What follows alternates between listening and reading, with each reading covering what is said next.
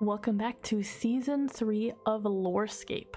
Today's video will be covering the last of Varlamore's rich early history, so make sure to check in each week for a brand new episode. The Arkan Dynasty. As one of Mezpa Arkan's first act as the new Sun King, he ordered every statue of his cousin to be beheaded, stating it would be a crime to actually remove them as he wanted them as a reminder to not repeat the same mistakes.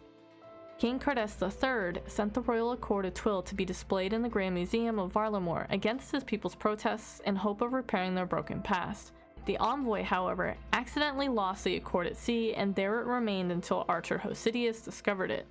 It now resides in the Library Historical Archive in Arceus. Neither kingdom decided to request the other for the accord, so they made a replica and placed it in the Grand Museum in Sevatis Illifortis. Still, years later, the betrayal of Emperor Armafor is a fresh wound to the people of Great Current, and trust is yet to be regained.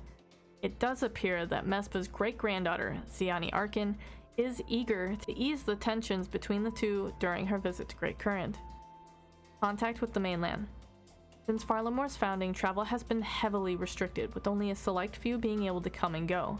In Tempestus, some of the members of the College of Bards were the only ones, and even then lots of paperwork is required. As time went on, and Great Current established trade lines between them and the mainland, Queen Ziani Arkan started to become interested in doing the same for Varlamore. This also aligned with the ambitions her great-grandfather had. First, they started by sending a delegate to the rest of the kingdoms to establish diplomatic ties.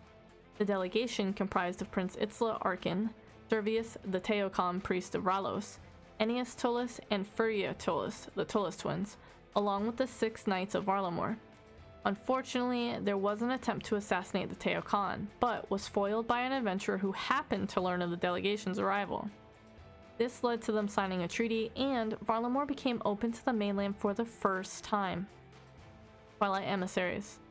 Prince Itzla revealed that Servius, the Teocon priest of Ralos, was actually his father.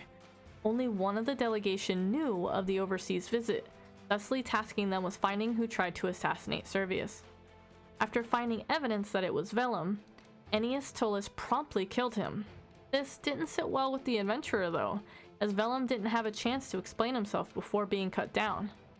Having informed Prince Itzla of this, he promised to keep an eye on the twins.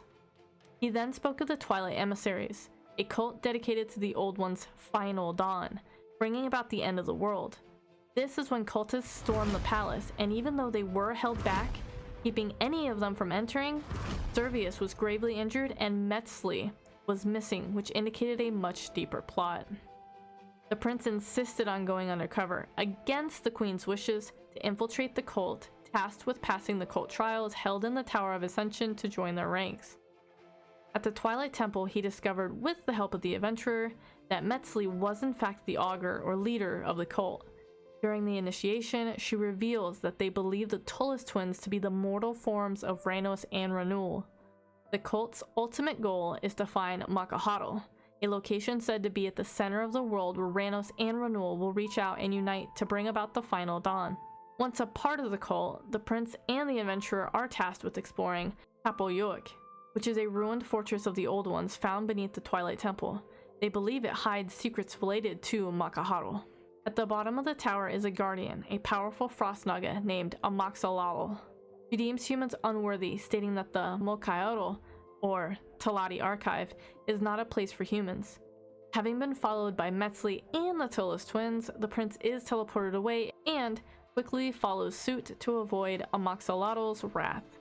The adventurer is left to deal with her, and once defeated, is banished from the fortress.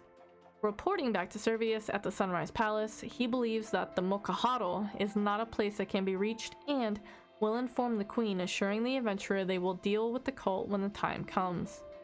Thanks for tuning in, Foxes. Next week, we will be starting the rich storyline given to us via the quest, so make sure not to miss out. Like my videos, show some support by stopping by my live stream. Remember to subscribe and turn on notifications so you can stay up to date on all things Foxx OSRs. Don't forget to check out my custom merch, too.